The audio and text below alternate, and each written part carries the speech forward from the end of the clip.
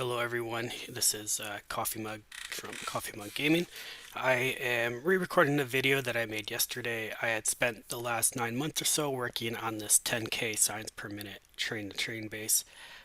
And when I went to record it, I realized the video got really choppy and you couldn't really see what was happening. So I was going to try to record it again as an upload. However, I accidentally uploaded or updated my game to the 2.0. And then when I went to log in, it gave me some notifications that they deleted a lot of the different components and changed a lot of things. And this is what I was worried about because I wasn't sure if my factory would still work given all of these changes. And I know it's supposed to be compatible, so hopefully this is still working. And I'm going to hope that my factory is still kind of running at optimum speed here. So with that being said, let's get into my base. So my goal with this base, I've built several mega bases now. Oh, that's interesting. I wonder why it's doing that. I've built several mega bases. Now this is my fourth mega base. Ooh, nice. I'm getting some achievements.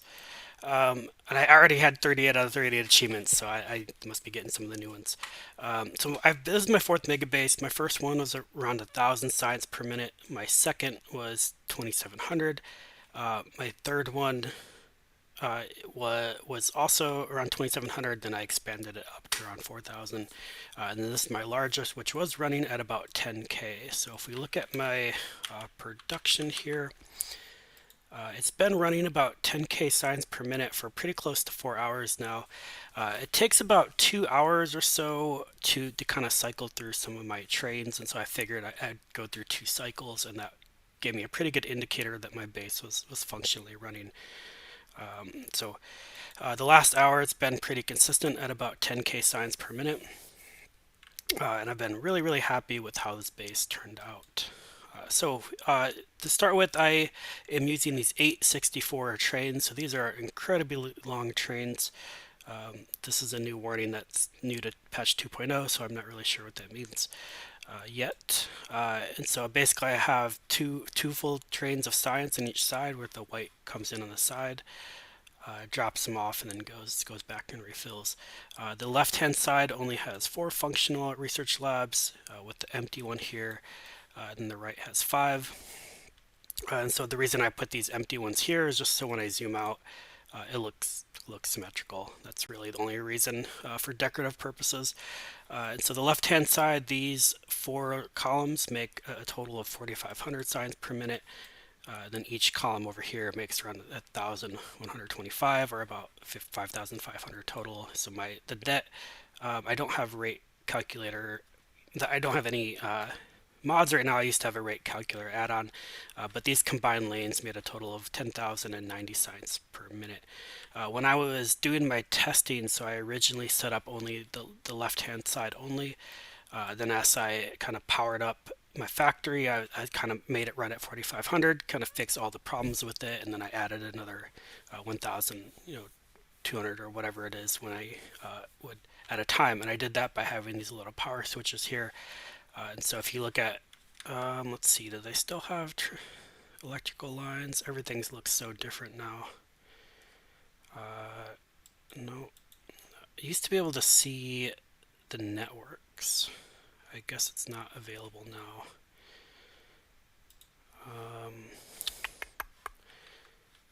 I'm not sure if you can still see your electrical grid. Is that how you do it? No. I used to be able to click on a button up here and see all the electrical wires, but effectively I moved all the left to right wires and I connected these by these on-off switches. And so basically what I would do is when I knew that my factory is working at 4,500, I would flip on the switch and then it would turn on the first column and then it would go up to 5,600. Then the second one brought me up to 6,600. This brought me up to 7,700, 8,800, and eventually the last one was about 10,090. And so that has been running again. I showed you earlier for roughly 4 hours now, and it was working pretty well. And so that's kind of the center. And my whole idea with this base is I wanted to do these very large trains just to kind of maximize UPS. When I first started this base, I had roughly a 6-year-old CPU. I had a Ryzen 7 1700 base model. and then I have a NVIDIA 1060. And so I really wanted to try to eliminate as much moving parts as possible. I don't think I really exceeded. I'll kind of explain what I don't like about this base at the end of the video. And then the last couple months, I decided to upgrade. I didn't want to change out my motherboard yet, so I bought a 5700 3XD or X3D, which is still the AMD 4 socket. So I didn't have to upgrade my motherboard and stuff, and that way I could kind of maximize the best CPU I could, given without doing huge upgrades to my computer. So I wanted to do these very large trains and do everything as much as I could train to train. Oh wow, look at that. Um, that's funny. Oh, I just got another mining productivity.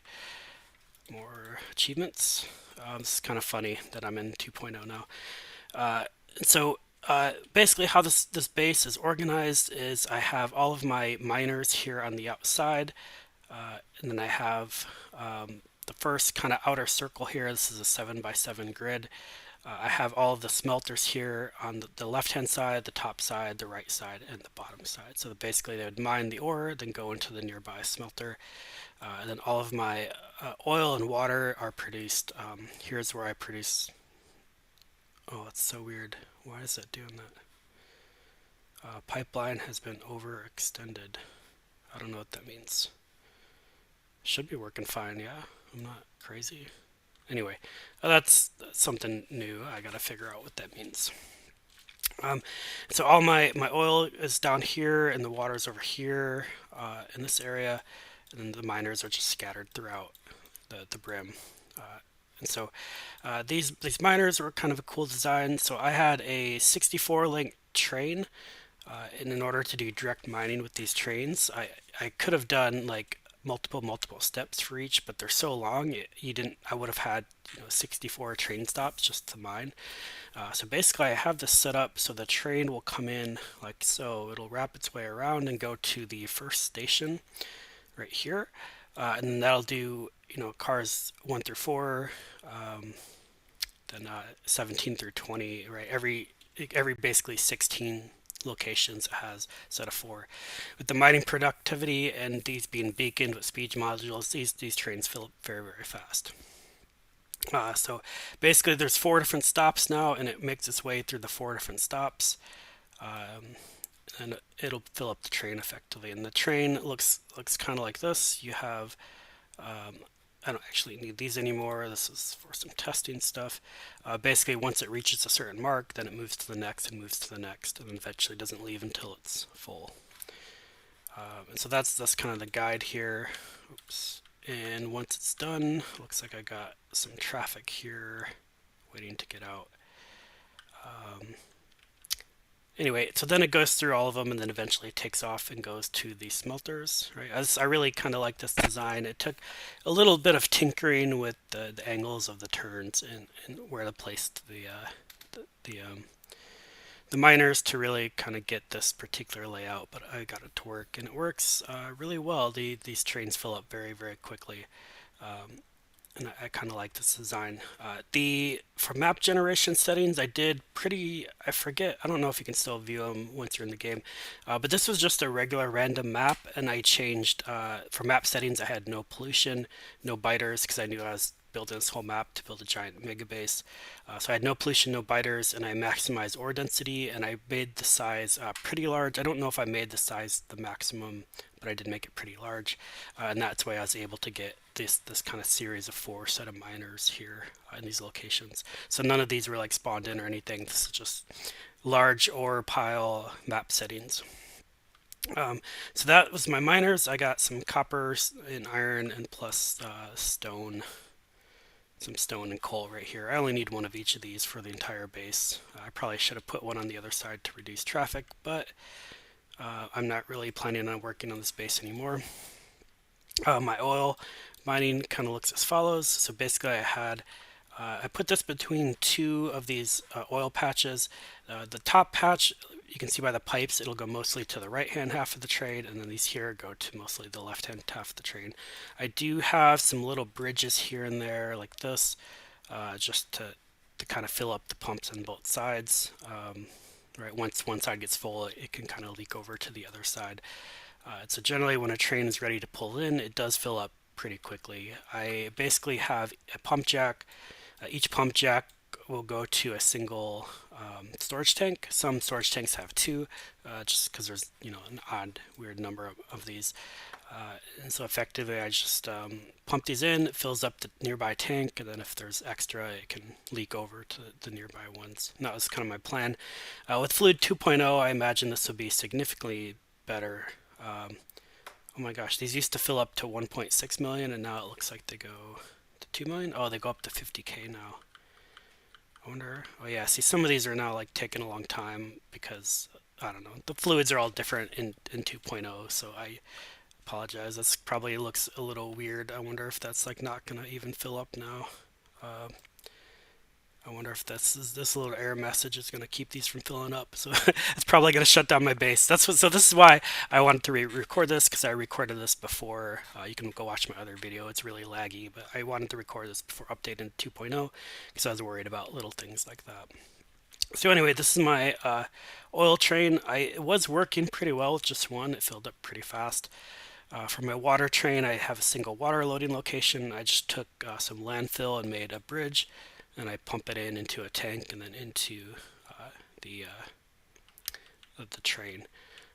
And so that's just a single stop here. And those all loop around to my refineries, which I have six rows of refineries right here. To do my smelting, this was all train to train smelting. So the iron, stone, and copper all look kind of like this. There's a 12 beacon furnace. The train will pull in, unload into the storage chest, and then into here.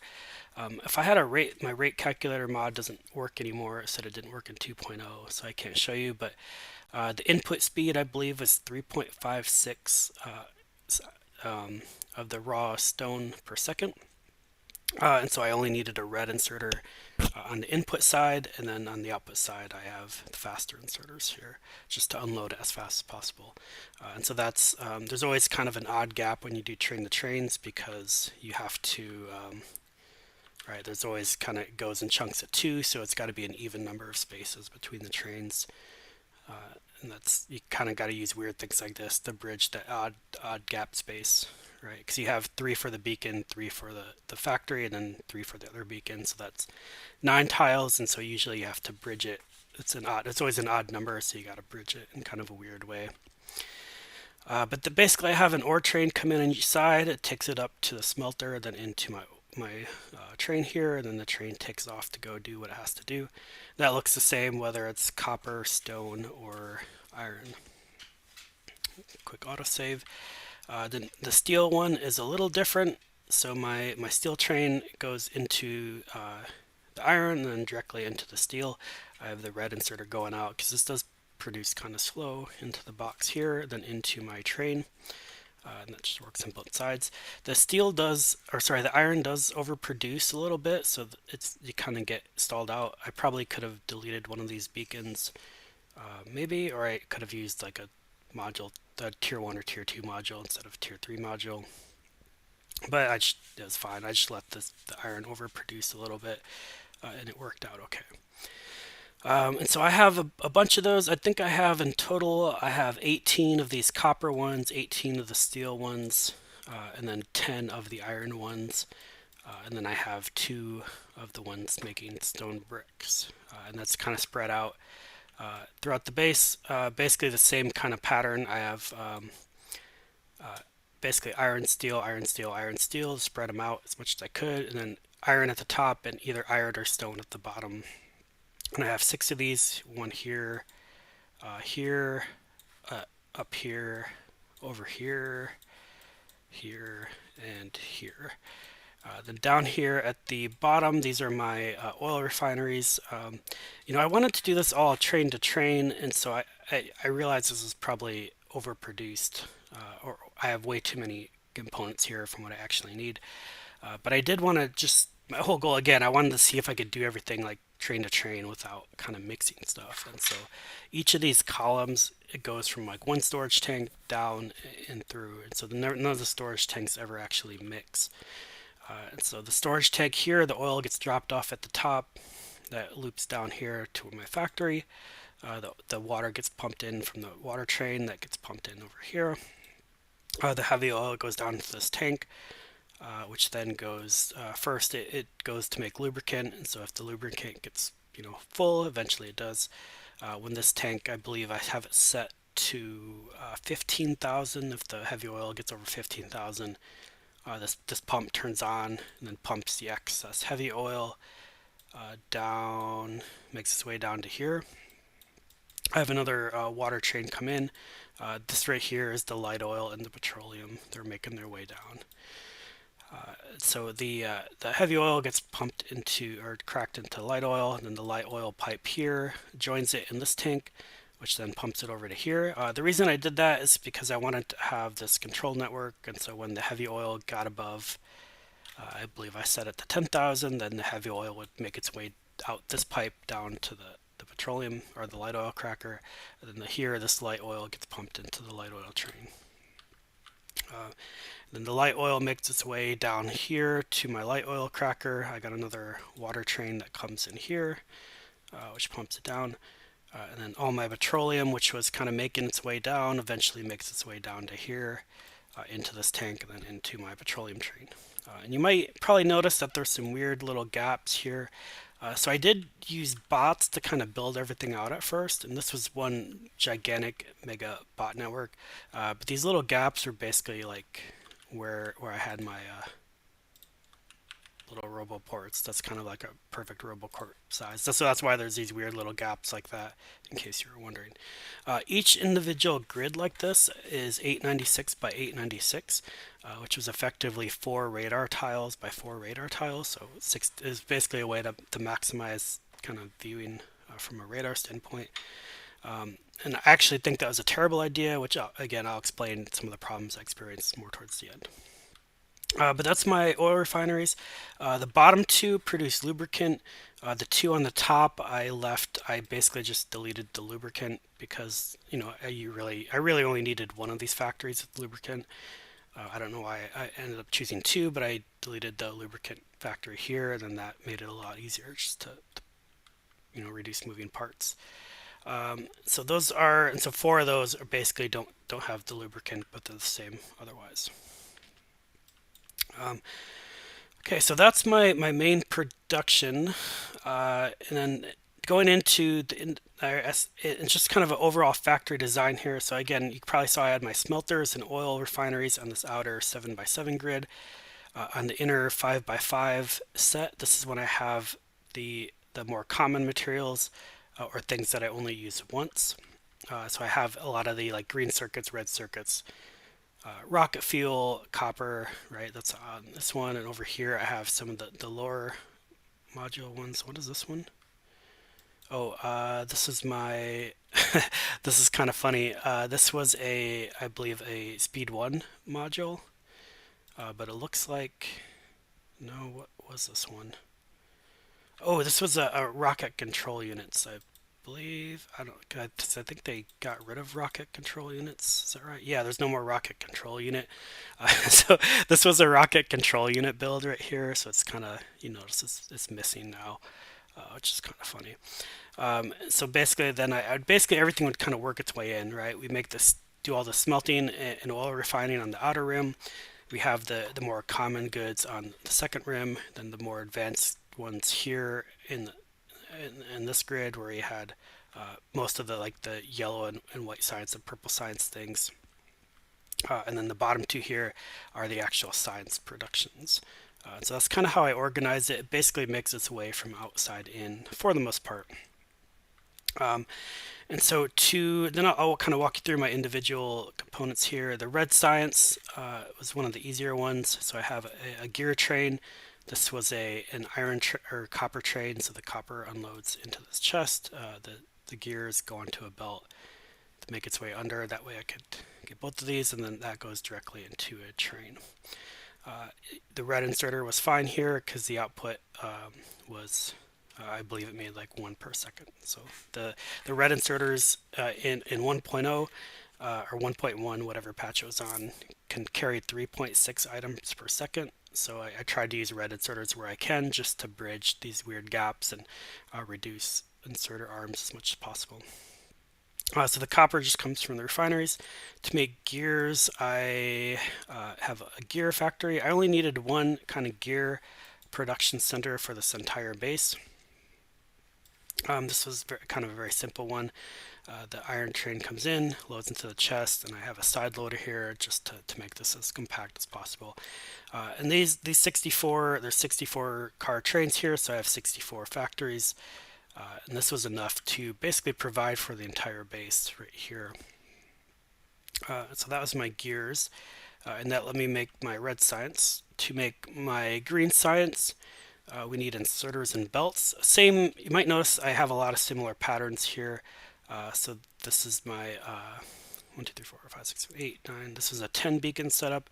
I have the belts make its way over here. I left a little gap to kind of squeeze those in. Inserters just go here to here. Red inserter was fine for the output, and that goes into the train. To make the belts and the inserters, let's go down here. Belts were pretty easy. These didn't need any beacons at all. All right, we just drop off the gears. We have a long inserter because these produce pretty slow. I think I only needed like 30 some factories overall, so I do have 64, so it's a bit of an overkill. But for the most part, they really just kind of sit there idle, so I didn't think it would be too much of a drain. And that let me keep this kind of train-to-train structure.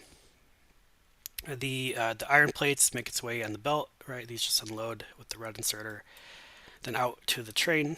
Pretty kind of simple build here. And I guess maybe I'll mention this now.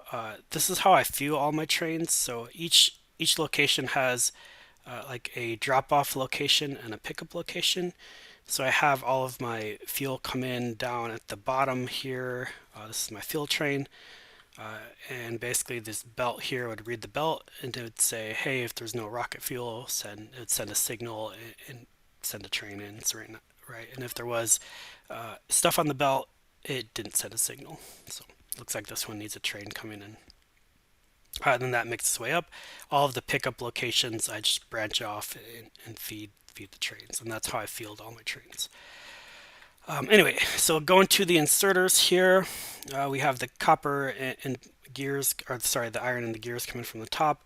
The green circuits pop in from the bottom, and then that makes its way through the underground here, which loops around and then into here. This was a pretty common spacing and pattern I used when I had, because a lot of things required 3 ingredients. So this was basically a very common pattern I have. I didn't need any beacons for this one, but this was enough. So if I wanted to, I could have a 12 beacon setup like so. But of course I didn't, and if I didn't put that there, right? Basically you can do like a 12 beacon setup with this spacing. And that's why I have this as a very common spacing pattern. And if it's slow enough, you can use red inserters. If it needs to be a little faster, you have to use green inserters, of course. We'll see some other builds where that's the case. But I didn't need any beacons here because these produce pretty slow. To make the green circuits, let's go over here. So this is my green circuit build. Right, let's actually start with the copper wire. To make copper wires, I just bring the copper in. I needed a 8 beacon setup. The output of this creates the input is 11.6 copper per second, and the output is like 30 copper per second. So I needed at least 2 inserters to do the output. And it's hard to kind of bridge this little gap with the red inserters, so I'd have to use like a belt or some other weird shenanigans, and I didn't want to use like a little tiny 2-space belt.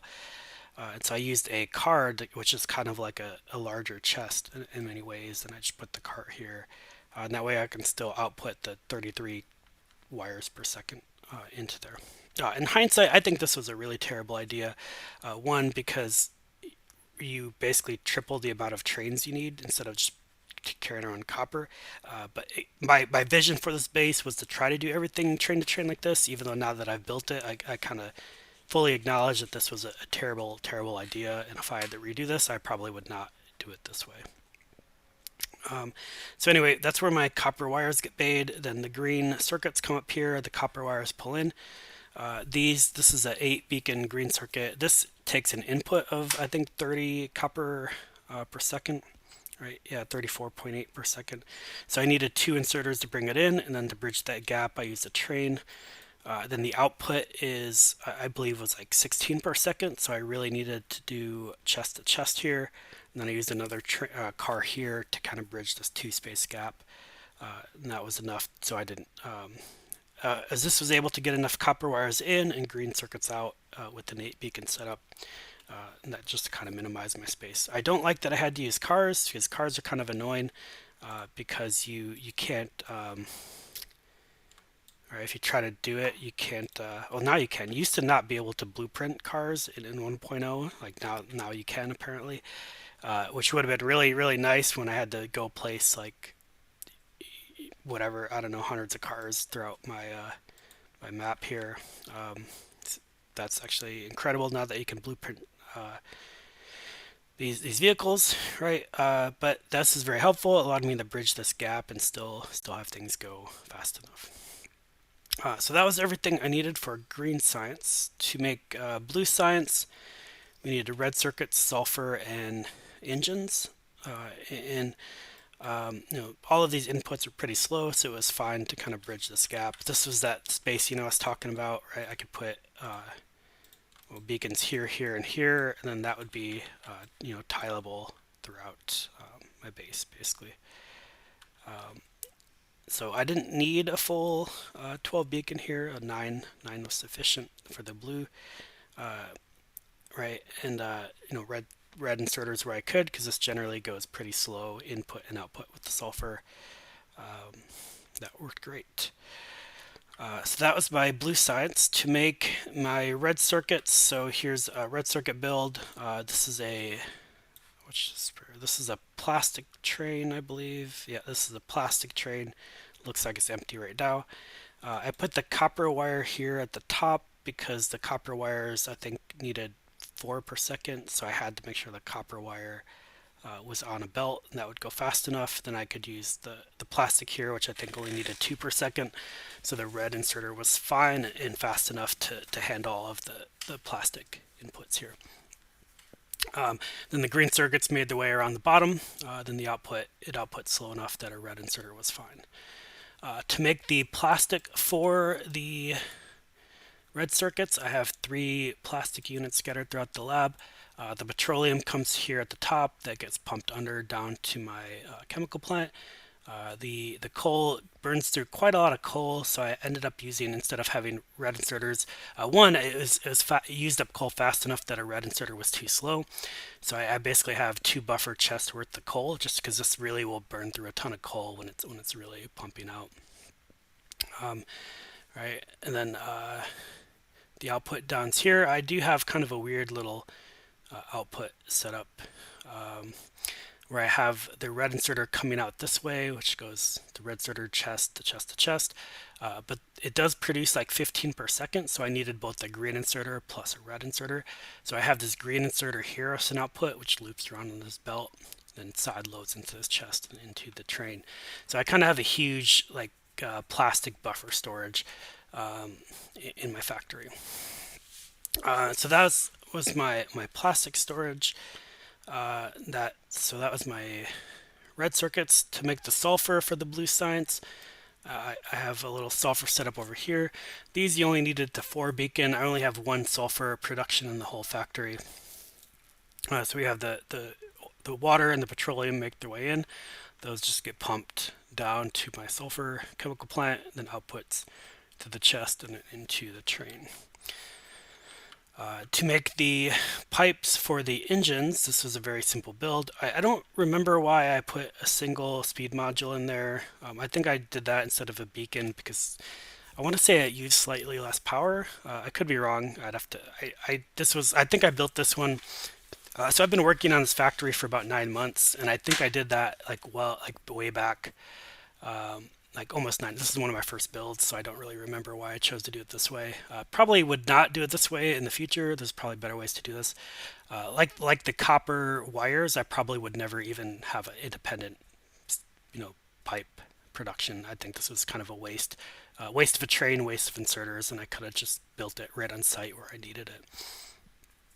But this is what I decided. Again, just this whole purpose of this base for me to test was to go train to train like this. So that was my steel pipe production, and then to make the engines themselves, I think I have 3 of these engine production units throughout the factory. So the gears come in at the bottom. We got the pipage coming from the top. Then we got a steel train come in. Everything goes pretty slow, so it was fine to use these red inserters to bridge this gap. And then it would go from train to chest to production, then out to the chest and into the train. And so that's how I made my engine units. So that was all of the parts for Blue Science. Blue Science, I needed 4 of these to produce enough, right? Because blue's obviously, historically a very slower producing science. So you have 4 of those producing. To make my purple science, this one I think was one of the easier ones to build. So we have the iron furnaces. There's right here we got the train tracks, and then down here we got this production 1 modules. The production 1 modules are produced, let's see, where did I put these? Those I have, oh, I swear they're here, right here. So I have the green circuits and the red circuits make their way in. Nothing really fancy. I put the green circuits here just because I think the green circuits move a little faster, and so I wanted those with the green inserters. Actually, I don't think it matters, but anyway, the red circuits coming through on the underground, we can just use a red inserter for the output to bridge the weird space, then into my train. So that was the red production modules. I have 2 of those, 1 on each side, right? Because it's kind of symmetrical. Each side is effectively symmetrical. So like this square here is the same as the square here. And that's true throughout the whole factory. To make my ovens, my ovens are made down here. So we have the brick comes from my smelters. We got the steel come in from the top. Then the red circuits come in from the bottom. Right, same kind of pattern I used throughout my whole base. Outputs with the red inserter arm, and then into the chest and into the train. Then to make the train tracks, so I have the train tracks up here. I got two of these, 1 on each side. Right, this is I have the iron come in from the top, which makes its way under, then goes into the steel pipe or the iron pipe, and then the iron pipe over to the railroad tracks. And so one thing with the railroad tracks is I always find these really tedious when you have very high beacons. So I think I could have made a single railroad track if it was 8 beaconed or 12 beaconed, but just getting the materials into and out of that was really hard because you kind of need a lot of space, because you need green inserter arms for everything, plus chest to chest. And so I found it easier just to use a 4 beacon for the railroad tracks. And that was more than enough to go at the speed I needed. And so I mentioned earlier I would probably do things a little differently if I kind of did this last time. Obviously this whole base, my whole intention was to do a train to train. I probably would do my green circuits and or I probably use like the copper wire and like the pipes for the engines. I probably would have done something more like this. Maybe not exactly like this, but that would have saved me multiple trains and multiple inserter arms, probably, if I had just kind of built, pipes or wires nearby. So anyway, that was my train tracks. And so that was everything I needed for my purple science. I did put the trains here in the middle. That way I could have 2 buffer chests of trains tracks. These train tracks, they go through really fast. It goes through it like 3 times the rate of everything else, or actually 10 times the rate of other things. So I really wanted to have a huge train track buffer just to make sure I always had train tracks to get purple science moving. To make my yellow science, this was the easiest one out of all of them because everything moved so slow. I didn't really have to do anything special with trying to make sure I have like extra buffers or anything. Blue circuits come in off the bottom. Robot frames through the top, and then the low density structures in the top track. Nothing really different here. We just go from chest to belt. Here we got the red inserters because it goes really slow. I think these only carry like 1.6 per second, and then the blue circuits come over here, then the output to the chest and into the train. So that was one of my easier ones. Then the last one here is my white science. This one was a really fun build. I think I really liked the way this turned out. I built 16 of these to make 10K per second, and I basically divided my 64 link trains up into units of 4, and that way I could divvy it up into 16 easily. And so basically each of these come in, right? They kind of unload, two on the left, two on the right, and they combine here in the belt, and then they underground over to here. Then the low density structures come in through the top, the rocket fuel from the right, and then what used to be the rocket control arms from the left. It looks like it's blue circuits now. That's interesting. And then the output here to make my satellites, I just pipe in everything I need for the satellites. And these again are kind of divided in units of 4. I make these mixed belts, right? I have an inserter on each side that kind of weaves its way through, squiggles around, undergrounds back over here, then makes its way up into here, and then into my little satellite factory. Then I have a container here that holds satellites. Then this, lets a satellite go in when the supply dropped. I think I had it set to 8,000, I want to say. And so once there's 8,000 pieces in the chest, it would launch. Or once there's less than 8,000 pieces of white science, it would launch. Let's see. Why? For some reason, I now have satellites in. Oh my gosh, this is so weird. I wonder how there must have been something changed with 2.0 that caused these satellites, these inserters, to like take the satellites out or something. I have no idea why this would be on here. Because this never used to be like this in my 1.0. It's actually really weird that it's doing that. I bet that's what happened. I bet these inserter arms now can output the satellites that are stored in the inventory. That's weird. So anyway, I wish I could show you these launching. I'd have to kind of retool my whole base to get these to launch now because it looks like they no longer use rocket control units. Sadly, this was really cool when you could watch all 16 would launch simultaneously. You can go watch my old video. It's very laggy, but I get a couple clips of them launching simultaneously if you do want to see that. You can look through the laggy portion of it. So that's my white science right. Then the inputs, I believe I already kind of showed you all the inputs for that. The one thing I didn't show you is the accumulators and the solar panels. So I only needed one white science production for the whole facility. So on my opposing science, that's where I make my solar panels and accumulators. Pretty kind of standard build, nothing really new here. Everything just comes up on trains, gets piped over, do a side loading into the train.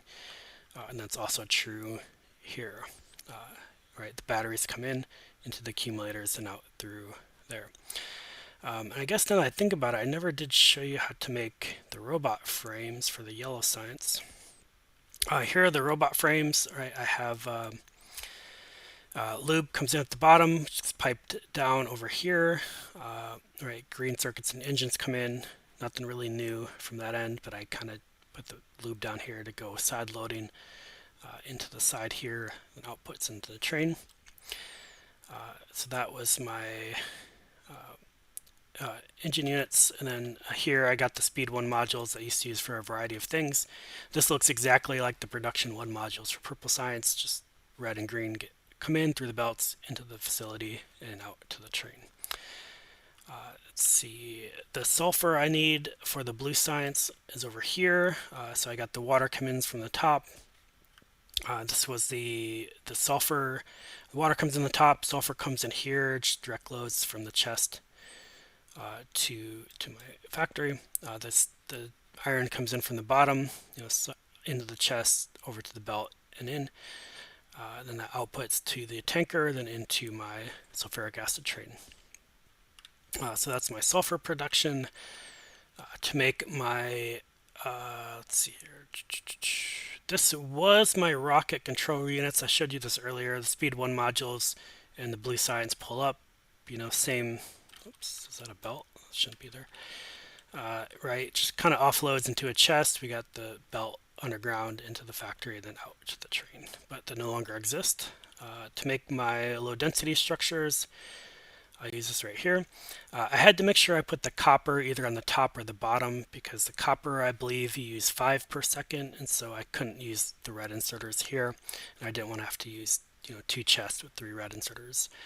So we got side loading copper into the belt and into my factory, and then out to the train. That was my low density structure. And then I think that was all of my productions. Here's my electronic engines units. This is the only one that needed 4 inputs in the whole base, so this one was kind of fun. I basically had to add an extra lane. I had to add an extra space here for some reason. I forget why at the moment. There's a reason why I didn't put it exactly next to it. I can't remember why at the moment, and I apologize. This was an older build I'd done. So that basically the electronic engine units come in that kind of double undergrounds over to the side of the factory. The batteries come in here, which loops around. Steel comes in, and then green comes in this way, and then the outputs to the train. To make blue science, I have this build right here. I have these 2 chests, kind of like I did for the railroad tracks, because this really chews through a lot of green circuits. 13.9 per second, so I needed to make sure I had green conveyor arms, plus I liked having 2 chests for a lot of extra buffer. The sulfur comes in, ferric acid comes in from the bottom, which kind of side loads, kind of like I did for the electronic engine units. And then the red circuits right here, and the output to the blue circuits.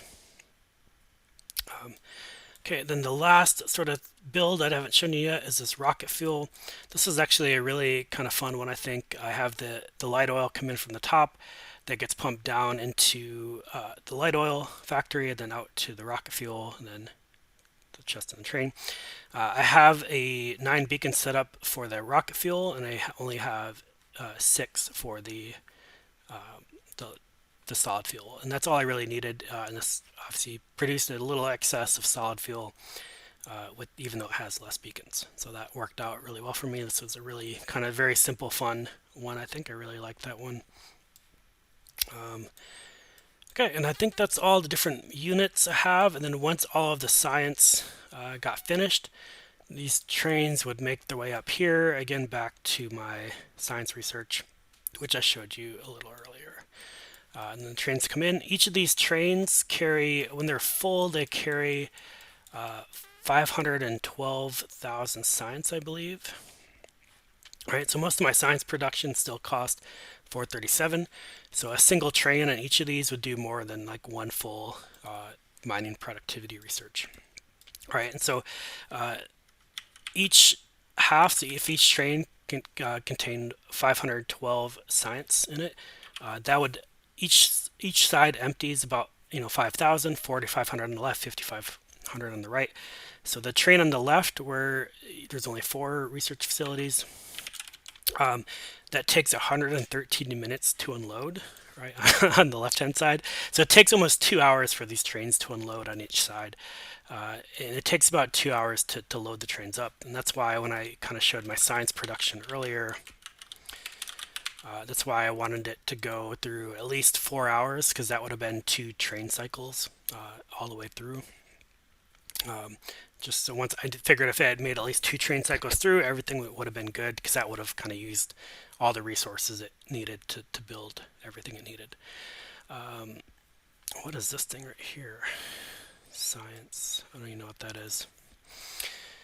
Overall research output. Oh, it's kind of a new metric. Interesting. So that's my factory. A little bit about the history of this factory. I think I have about 700 hours or so.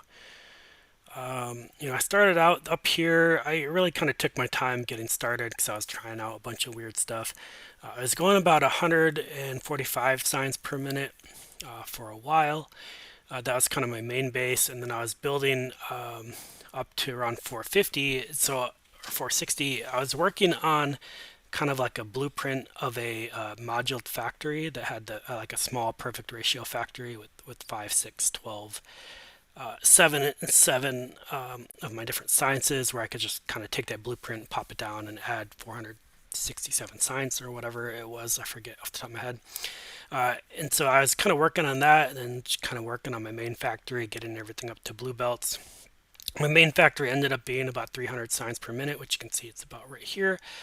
And then I started placing more of my blueprints down. Eventually got up to 2.1 signs per minute because I placed four of my little module factories around, or my 467 signs per minute factories.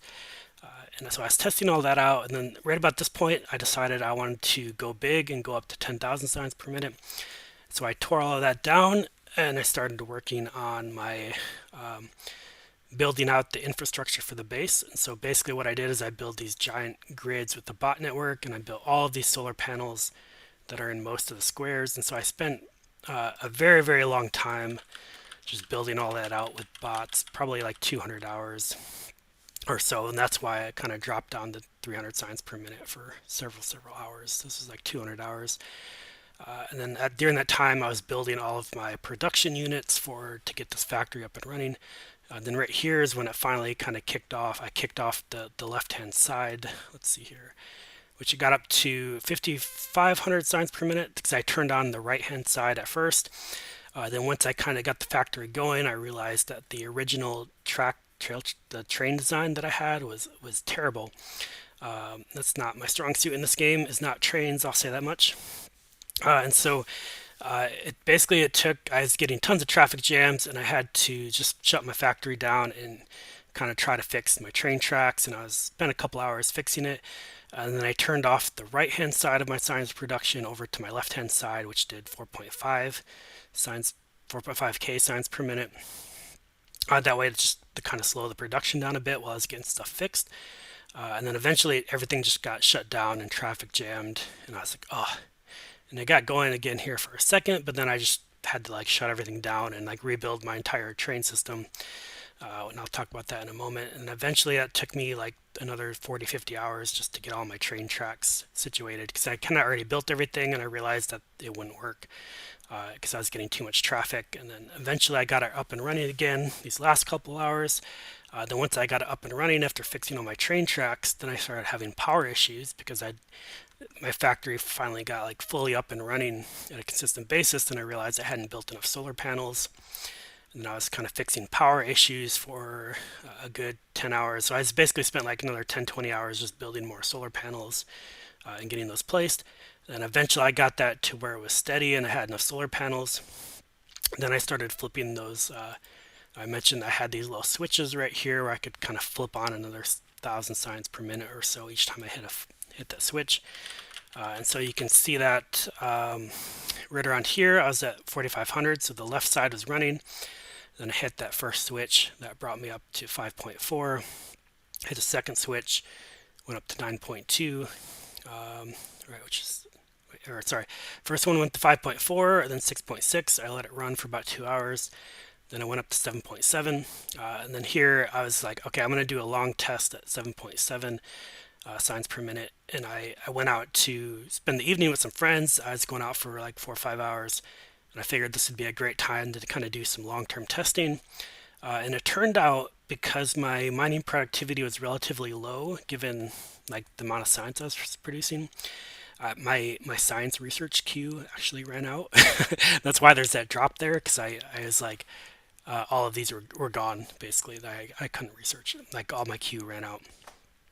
So that's kind of why I had that drop right there. And then when I got back, then I was like, you know what, all right, it worked. So then I flipped up to my 8.8 switch, and then I was like, you know what, I'm just gonna go right to 10K, and then I hit the final switch up to 10K, and that's been running pretty steadily now for again a little over 4 hours, 4.5 hours now at this point.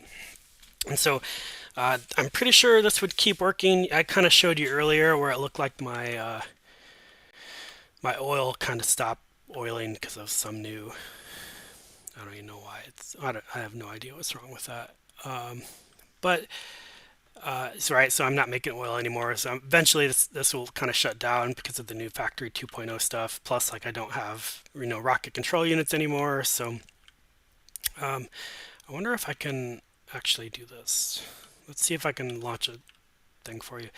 And so you might notice here that there's these different types of solar panels. So I originally had built these ones right here first, where basically there's room for these robot grids, and that's where I kind of use my robot grid to build out my base.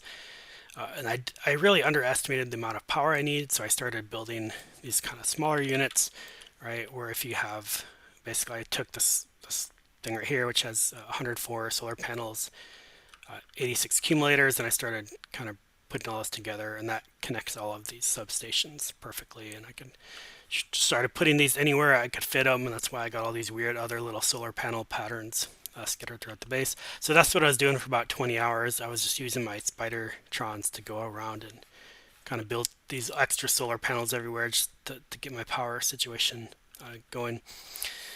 Let's call this video. Okay, and then we'll take blue science here. We'll send these blue science trains over to video. We want empty cargo. Let's send, I think there's a couple other ones here. Let's send this one over to, so let's see if I can get a train to launch. So then anyway, yeah, the power was one problem I was having. Another problem I was having is I originally had a 4x4 grid, which didn't work. I don't know why. Like sometimes the trains just have a mind of their own, and they would just kind of like, I had 4 lanes going each, 2 in each direction, and I had a couple crossovers, and the trains would just try to cross over at random times, and I just was like, this is not worth it, and I just got rid of all my four track trains, and I turned it down to 2 with a simple kind of cloverleaf exchange. And my last, you can kind of see here, I used to have concrete where all of the railroad tracks were, and this is kind of like the concrete for my old pattern. I had different turns left and right and whatnot. So I cut it all down to from a 4 to a 2 train track just to keep it from jamming. Then I had to make my outputs a little different, so I didn't want trains kind of crossing tracks on the output side, so all the output sides only have like left and right hand turn going through the middle to get out. And then you probably might notice that I have these weird little inserts like this, like these squigglies and these loops. And so one of the major problems I think I had was that the trains were long enough. So if you kind of look at how long a train is, right, it's about this long. I couldn't fit 2 trains on each side here, and that was causing me to have massive traffic jams. And one time I had 4 trains in a block all trying to turn right, which was funny because they just like stopped because one couldn't turn right because the next couldn't turn right, all the way around, and I'd keep getting like 4 trains stopped in a circle. And it was a nightmare. And so eventually I had to kind of do, that's when I dropped down to this 2 rails and I singled it a little better, and I had to use these little gaps to basically have train movement move in. Anyway, that's not going to launch because I don't have my satellites in there now. It's really disappointing. I wish I could have showed you that launching. All right, and another kind of big problem I had is I started here on the left-hand side, which is really nice because I'd go to the mining, then the miners would come over here to the stackers and into the smelters, and then they'd return to go back out to the miners. Then the copper would pick up the copper, travel to the right, and then go back. So it was very directional, going left to right. And then when I got the left-hand side finished, I effectively just copied the left-hand side over to the right-hand side. And then I realized that was a terrible mistake because I was getting tons of traffic in the right-hand side that I didn't experience in the left-hand side. And that's because it's kind of opposite, right? The miners would have to come in from the left and back in, right? So I'd basically get the miner trains and the ore trains, or the plate trains would just get traffic jammed. And so that's why I have, again, kind of these weird little like side pathways for trains to travel. So I could fit, instead of 2 trains, I had to fit 3 trains on the left and the top and bottom. Right, and I have these, I have like these weird little kind of pseudo four train track portions just to keep trains moving here on the right hand side, and I didn't need to do that at all on the left hand side, where two was enough for basically everything. And so I really kind of screwed up with the direction here. I really should have just kind of taken my grid here and like flipped it around and done it this way or something. Which in hindsight is 2020. Obviously, I really kind of screwed that up. So that was one big problem I had. I didn't make enough power. I should have made these grids much larger, right? So instead of having these lumps, I should have just made the grid be like, each of these grids is like 896 by 896. I should have made them like 1500 each. And that way I could have fit, my two trains. I wouldn't have had to use these little squiggles. And then if I should have kind of made this go right to left instead of left to right here on this side. And that would have kind of solved all my train problems, I think. So that's one thing I think I would do better. And then I probably would have just started with this pattern before, because my other pattern is kind of a lot of gaps, just to kind of maximize my ratios. These were perfect ratio fields, and I was just trying to be creative, overly creative with my designs. And ultimately I ended up with not being a space efficient as just having a very simple one. And I probably could have saved, some compact space a little bit more. I probably would have needed to place so many solar panels. So that's kind of another thing I'd fix if I had more time to finish it up before 2.0. And I mentioned some of the earlier stuffs. Earlier, instead of bringing in copper wires, I probably just would have been in copper plates. Then I probably would have just made this be like a copper wire factory instead of like a car, right? I should have just done something like that. That would have reduced the amount of train traffic immensely. And when it comes to other things that I need to optimize, let's kind of look at my stats here to do debugging. A pretty high rendering value. I think this is because my GPU I just have so much stuff covered, and I think I just have I have a 1060 GPU, so I think some of that is just rendering from the GPU, which I could probably get a better GPU to fix some of that. Other big problems here were my entity updates. So a big one was fluids are kind of high. I do have like a whole second update for my electrical network. I only have a single solar panel network. The solar panel network does have a lot of solar panels. I have 1.5 billion solar panels and 1.3 million accumulators. But just being so large, I have a pretty considerable update cost from just my electrical network. Fluids, are relatively low. Entity updates kind of hover around 10. I'll show you the entity here in a minute. And then my train updates, this was around like 10 to 15. Pathfinding was always very low, but just my trains existing, because I do have, I have 681 trains in this whole base. So I have a huge number of trains. Most of those, predominantly are from my miners. So I have like 80 iron miners, I think 40 or so, let's see here, 80 iron miners, 47 copper miners, a ton of red circuit trains and water trains and petroleum trains. Really kind of getting the number of trains down would have been something that would be really important to kind of optimize this train value. And then the entity updates, let's have a look at that. So entities, most of my big entity cost were, let's put this in the black, were pumps. This pump was hovering around 4 to 5 before. My oil refinery is kind of shut down right now. But this was hovering around 4 to 5, which was a huge cost. My inserter cost was running about 6 to 7. It was mostly those were like my entire entity updates. And so I have, if you look at all my things here, I have about 6,000 pumps just in my refineries alone. And so I really needed doing this train to train was not optimal in any way, but again, that's kind of what I set out to do, is have everything be train to train. So I have way too many pumps here in the trains. I really could cut down a lot of these, especially with the new 2.0 update. Like I probably didn't need half of like this pump and this pump, and like a lot of these pumps I probably didn't actually need. And I could really sort of retool that, I think, if I was starting over, or I'm not going to spend the time to optimize this because everything's kind of 1.0, and I just want to start fresh with the new mega base here. So that's something I would want to do, right? Fix the number of pumps. I would kind of invert this around, going right to left, and then kind of really spread out the block so the trains have more room to breathe, right? If I go right to left, that would probably eliminate most of the train traffic. Even though I do have 700 trains, there's actually almost very little traffic because these things take a very long time to load and upload, sometimes 30 minutes to an hour. So I don't actually have a lot of train traffic given that I have 700 trains. They're mostly just kind of sitting here loading and unloading.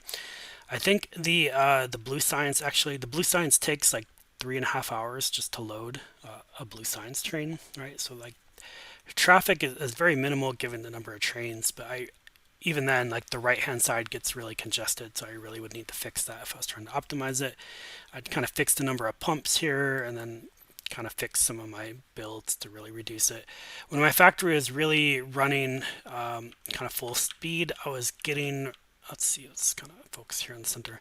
When I was running full speed, my updates were around, while everything was running, it was hovering around 45 updates per second, with the pumps and the inserters being kind of the main cost, and then GPU rendering was the other one.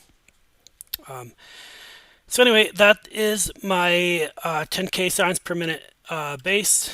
I'm really happy with it. I wish I was working really hard this last month. You know, it took me about 9 months to build, picking away at it. I really wish I had some more time before 2.0 to kind of optimize everything. I probably could spend another 6 months optimizing this to get my updates higher and whatnot. But I was really happy with it. I'm really happy the way it turned out. And I'm looking forward to building similar size and larger bases here with 2.0. So if you made it all the way to the end here, thank you for watching. I hope you enjoyed my base. If you have any questions, or if you want to, you want me to show some of these builds in more detail and talk about it more, feel free to leave a comment and let me know what you think. I appreciate you taking the time to watch, and I hope you have a good evening.